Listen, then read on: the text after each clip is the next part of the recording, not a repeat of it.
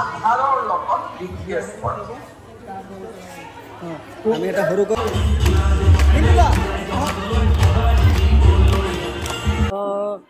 মাননীয় মুখ্যমন্ত্ৰী মহোদয় ডাঙৰীয়ালৈ মোৰ শুভেচ্ছা থাকিল। অৰুণোদয় আঁচনি পাই মই খুব সুখী হৈছোঁ, যাতে ল'ৰাজনক কলেজত পঢ়াব পাৰিছোঁ। মই সেইটোৱে ধন্যবাদ জ্ঞাপন কৰিছোঁ মাননীয় মুখ্যমন্ত্ৰী ডাঙৰীয়ালৈ।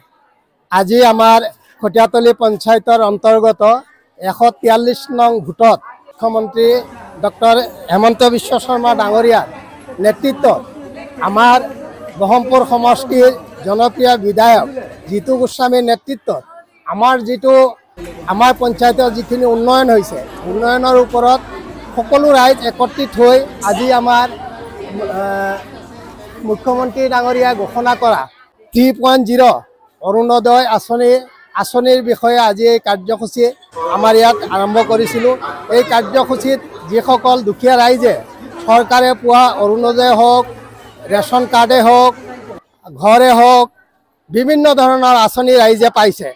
আৰু আজি মুখ্যমন্ত্ৰী ডাঙৰীয়াই নতুনকৈ যিটো 3.0 অৰুণোদয় আঁচনি আৰম্ভ কৰিছে, গতিকে আজিৰ পৰা তৃতীয়টো অৰুণোদয় প্ৰত্যেক আই মাতৃসকলে পাব। আৰু সেইখিনি আৰু যিসকলে নাপায় সেই সকলোকো আমি যিখিনি নোপোৱা কিবা ভুলৰ কাৰণে সেই সকলোকো আমি এইখিনি পোৱাৰ ব্যৱস্থা কৰি দিম। গতিকে আজি এই বিষয়লৈ আমাৰ বিশেষকৈ এই সভাখন আৰম্ভ হৈছিল। গতিকে সভাখন আমাৰ সম্পূৰ্ণ হৈছে। গতিকে এইখিনিকে কৈ মই ধন্যবাদ জনাইছোঁ। নমস্কাৰ।